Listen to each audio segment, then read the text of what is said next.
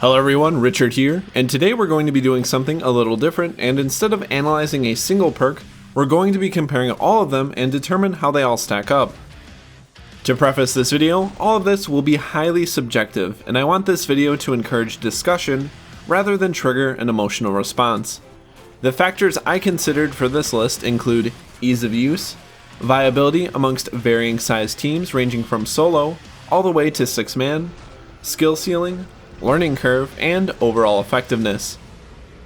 That being said, I would like to know how you all would rank the perks and what rationale you used to come to your conclusion, so feel free to post them in the comment section below.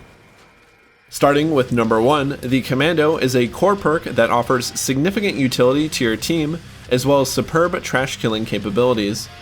While it lacks the easy Big Z takedowns of the Gunslinger and Sharpshooter, a competent Commando can still handle a rogue Scrake or Flesh Pound if the need arises. For newer players, the Commando is an easy go-to, utilizing assault rifles and battle rifles, weapons very common in the FPS genre, and allows for an easy transition into the killing floor universe.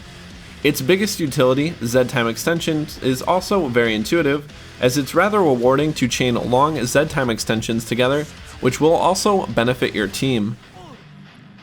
The combination of its very flexible and diverse weapon loadout, Z-Time extensions, and straightforward nature make it a powerful perk, and deserving of its number 1 slot on my list. The number 2 perk, Sharpshooter, came in a very close second, only losing due to its more steep learning curve compared to the Commando. Sharpshooters offer a lot to a team and, like the Commando, is very easy to understand, with the perk's passive bonuses and skills generally benefiting headshots and precision fire over indiscriminate spraying. The Sharpshooter's level 25 skills also generate Z-Time more often, which will substantially boost the effectiveness of every single perk in the game. It also plays nice with a lot of other perks as well, as it tends to not cause chaos or confusion.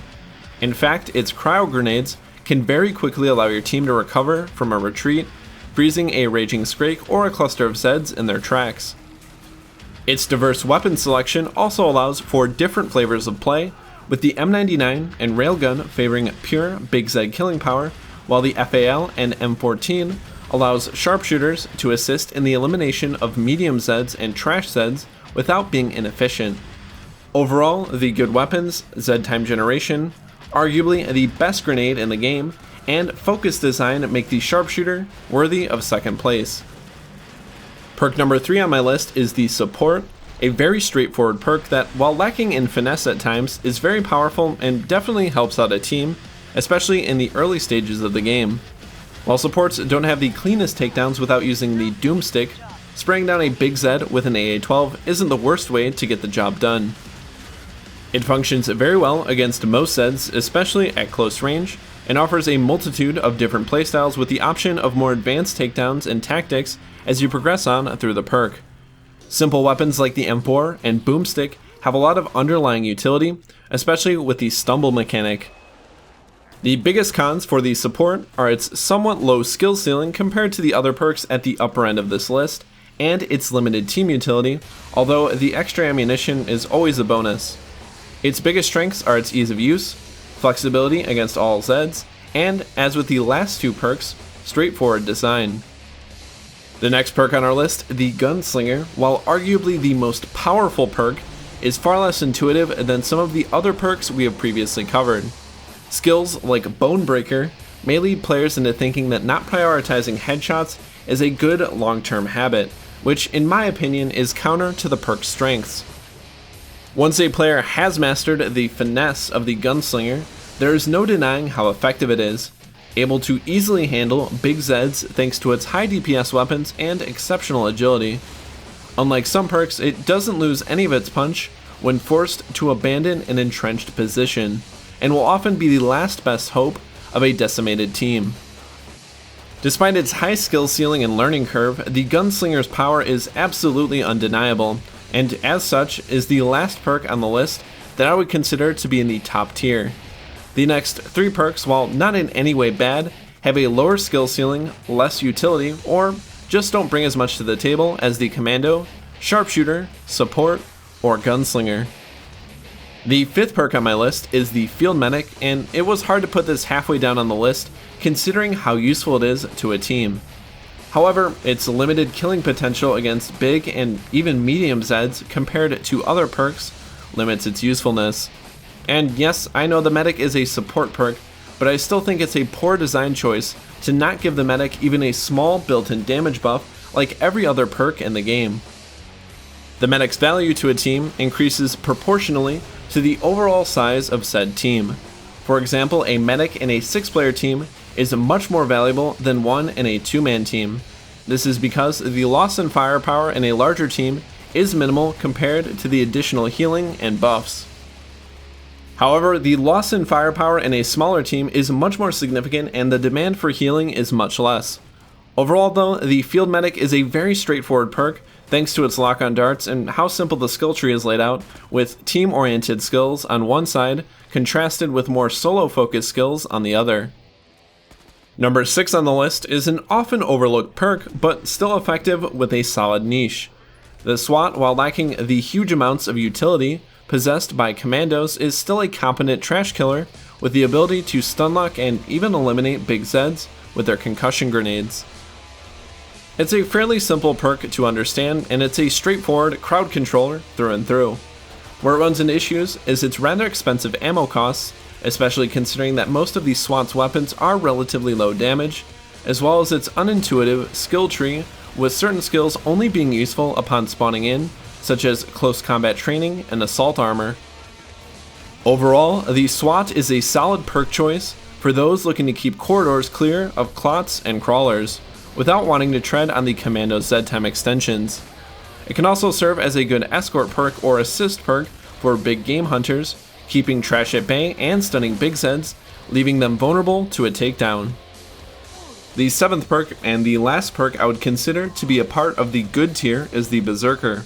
While I haven't had a chance to review this perk again since it and its weapons have received several balance changes, Berserk is still a solid choice in most cases, but it tends to cause a bit of chaos that can be detrimental if not used in the right hands.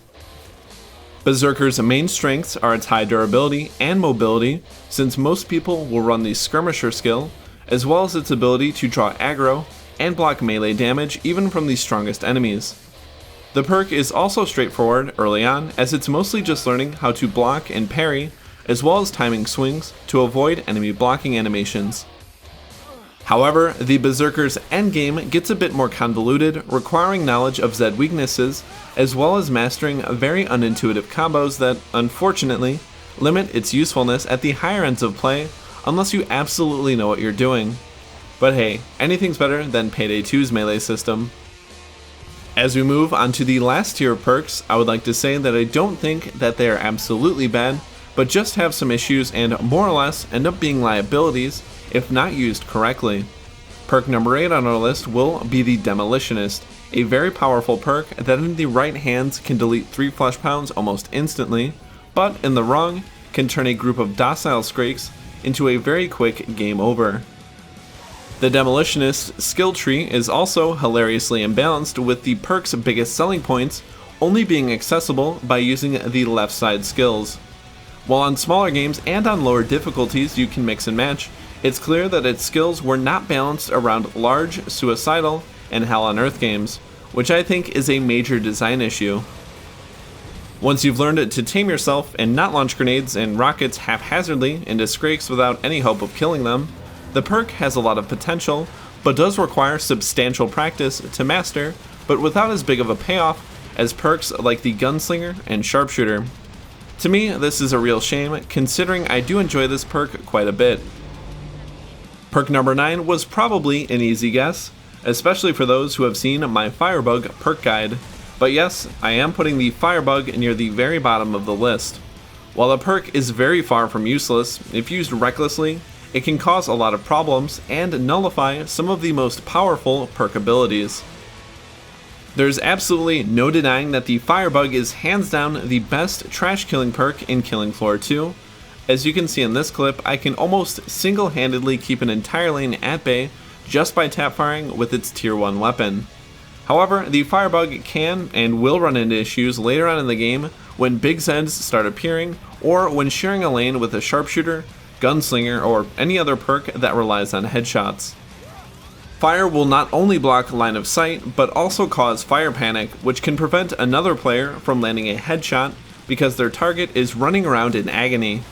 That being said, if a Firebug knows when to not engage, I think they can be a very worthwhile addition, especially on more claustrophobic maps like Catacombs. With only one slot left, it naturally is going to be the Survivalist. No matter how many times I try to give this perk a chance, it always seems to be too watered down to be worth taking. Now that's not to say I haven't seen some people play Survivalist very well, it's just that overall what it brings to the team is not very compelling. On some of the lower difficulty levels and smaller games, I think the Survivalist makes up a lot of its lost ground, but the skills and weapon loadouts are still very unintuitive and probably extremely frustrating for new players.